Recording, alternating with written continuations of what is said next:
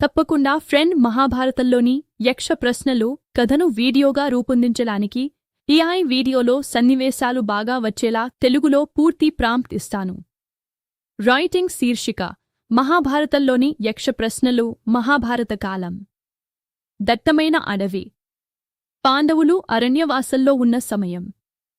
ఒకరోజు ధర్మరాజు యుధిష్ఠిరుడు, భీముడు, అర్జునుడు, నకులుడు, సహదేవుడు అడవిలో సంచరిస్తూ తీవ్ర దాహంతో బాధపడుతుంటారు. సన్నివేశం 1. అడవి. దట్టమైన పచ్చని అడవి.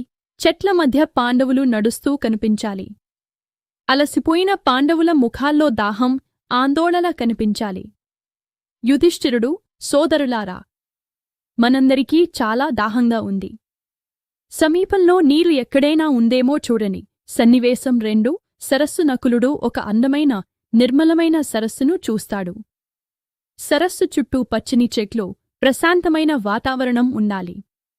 అప్పుడు ఒక అదృశ్య స్వరం వినిపిస్తుంది. నకులా, ఈ నీటిని తాగవద్దు. ముందుగా నా ప్రశ్నలకు సమాధానం చెప్పాలి. కాని తీవ్ర దాహంతో ఉన్న నకులుడు ఆ హెచ్చరికను పట్టించుకోకుండా నీరు తాగుతాడు. వెంటనే స్పృహ కోల్పోయి నేలపై పడిపోతాడు. తరువాత సహదేవుడు, అర్జునుడు, భీముడు కూడా అదేవిధంగా సరస్సు వద్దకు వచ్చి హెచ్చరికను పట్టించుకోకుండా నీరు తాగి స్పృహ కోల్పోతారు. సన్నివేశం 3. యుధిష్ఠిరుడు సరస్సు వద్దకు రావడం, తన సోదరులు నేలపై పడి ఉండటం చూసి యుధిష్ఠిరుడు తీవ్రంగా బాధపడతాడు. అదృశ్య స్వరం: యుధిష్ఠిరా, ఈ సరస్సు నీరు తాగాలంటే ముందుగా నా ప్రశ్నలకు సమాధానం చెప్పాలి. యుధిష్ఠిరుడు ప్రశాంతంగా: ఓ యక్ష, అడుగు. తెలిసినంతవరకు ధర్మబద్ధంగా సమాధానం చెబుతాను. సన్నివేశం 4. యక్ష ప్రశ్నలు. యక్షుడు: భూమి కంటే బరువైనది ఏమిటి? యుధిష్ఠిరుడు: తల్లి. యక్షుడు: ఆకాశం కంటే ఎత్తైనది ఏమిటి? యుధిష్ఠిరుడు: తండ్రి. యక్షుడు: గాలికంటే వేగమైనది ఏమిటి? యుధిష్ఠిరుడు: మనస్సు. యక్షుడు: ప్రపంచంలో అత్యంత ఆశ్చర్యకరమైన విషయం ఏమిటి? యుధిష్ఠిరుడు: ప్రతిరోజూ మనుషులు ఇతరులు మరణించడాన్ని చూస్తూనే ఉంటారు. అయినప్పటికీ తాము మాత్రం శాశ్వతంగా జీవిస్తామని భావించడం అత్యంత ఆశ్చర్యకరం. యక్షుడు యుధిష్ఠిరుడి జ్ఞానం, ధర్మబుద్ధికి ఆశ్చర్యపోతాడు. సన్నివేశం 5. యక్షుడి చివరి పరీక్ష. యక్షుడు: నీ సోదరుల్లో ఒక్కరిని మాత్రమే నేను బ్రతికిస్తాను. ఎవరిని కోరుకుంటావు? యుధిష్ఠిరుడు: నకులుడిని బ్రతికించండి. యక్షుడు ఆశ్చర్యంగా: భీముడు, అర్జునుడు వంటి గొప్ప వీరులు ఉండగా నకులుడినే ఎందుకు కోరుకున్నావు? యుధిష్ఠిరుడు: నా తండ్రి పాండురాజుకు 2 భార్యలు. కుంతీదేవి కుమారుడిగా నేను జీవిస్తున్నాను. మాద్రి కుమారుల్లో ఒకరైన నకులుడు కూడా జీవించి ఉండాలి. ఒక తల్లి కుమారుడు నేను జీవించి ఉన్నప్పుడు మరో తల్లి కుమారుడు కూడా జీవించి ఉండటం న్యాయం. సన్నివేశం 6.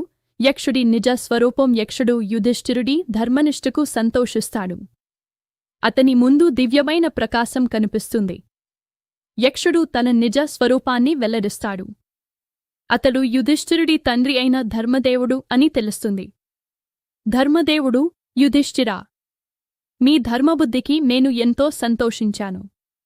మీ సోదరులందరూ తిరిగి జీవిస్తారు. పాండవులు ఒక్కొక్కరుగా మేల్కొంటారు.